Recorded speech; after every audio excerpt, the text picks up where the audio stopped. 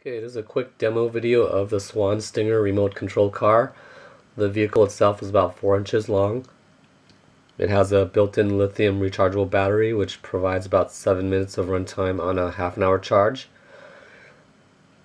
It has digital proportional speed, and here's the transmitter. It runs on 4 AAA batteries which go in through the bottom.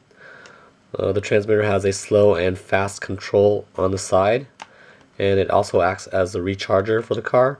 Here's a charging cable. You stick the end into the bottom of the car, and it says it's for indoor use only, but you can also use it outdoors. And in fact, I had better performance outdoors because of the foam wheels. I just got more traction on the asphalt as opposed to, say, tile or wood floor where it would slip a lot.